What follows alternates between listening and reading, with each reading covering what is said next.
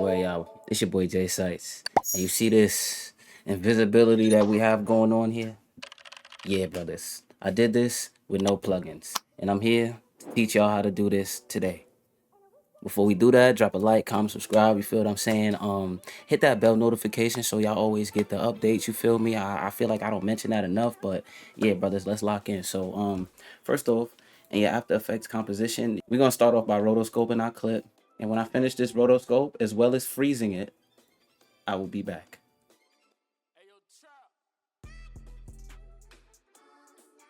Alright, brothers, as you can see, my subject has hair, so my rotoscope is not perfect, but the better you do the rotoscope, the better the effect will look. So real quick, I'm going to duplicate this layer with the rotoscope on it.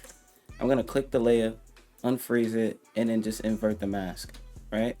So now if I come back after a freeze, so now when I come back, as you can see, I got my background and I got my subject. So I'm going to go into here on my subject, I'm going to throw Refine Soft Matte, make this about 6, 12, 12, and I'm gonna just turn this off, bring it to the top. Now for my layer with my background on it, I'm gonna shift the edge -100.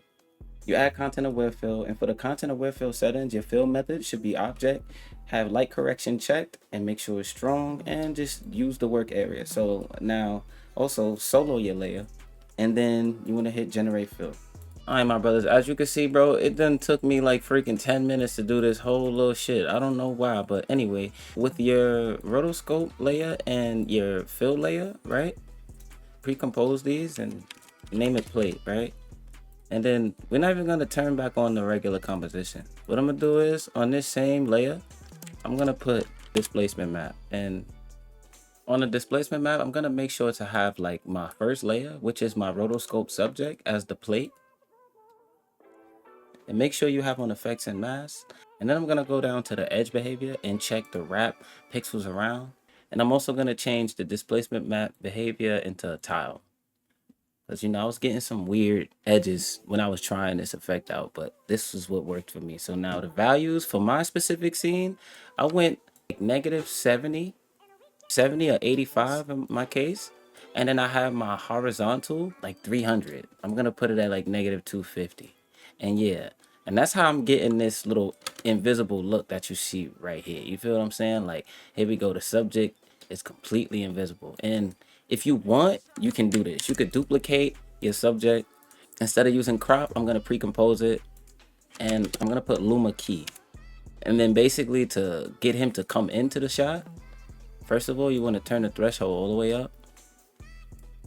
You know, play with some of the tolerance, the edge thin, and the feather. The feather is big. But don't make the feather no more than 2 or 3%. Know what I'm saying? So now you could take this threshold, put it past 100, 200, and then bring it back down to 0 at your last keyframe. Feel me? And now you can easy ease that. And I'm gonna make it constant.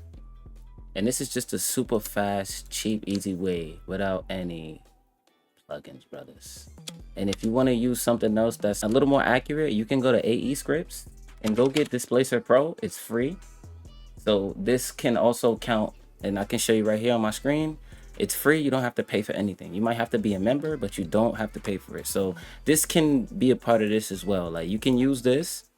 I'm just going to turn off my displacement map on my regular plate layer real quick. I'm going to add Displacer Pro to the same plate layer. And it's gonna play as if it's the displacement map. Like, we could use it the same way. We could come to the map layer, we could change it to the subject, and then we could make it effects and masks for the map adjustments. Let's come down to displacement offset, and let's change that to -1. And now let's come down to the edge behavior and change it to repeat. For the anti-aliasing, we're gonna change that to 2 times. And yeah, now we're gonna change the rotate to like 20%. 10 to 20%. We don't want to go too much. And let's translate the X and Y's. And it kind of plays the same game with invincibility. As you can see, the roof kind of still matches up together. But if it doesn't, you could kind of keyframe one of these, you know what I'm saying? And also you could come to the chromatic aberration, and by changing these values, the red, green, and blue values, you can get some different looks. I prefer that you keep your reds and your greens below 0 and your blues above 1, you know what I'm saying? So now it's giving you this glassy look, you know, pull down some of the yellows and stuff like that. And if you want, you could repeat the same process with the character filling in. Let me just turn back on this layer. And yeah, my brothers, yo, that was a fast one. You feel what I'm saying? I had to just lock in and show you that real quick. You feel me? But yo, if y'all like that, drop a like, comment, subscribe, and your boy Jsitez is gonna be back with another one as fast as possible. Jsitez, baby.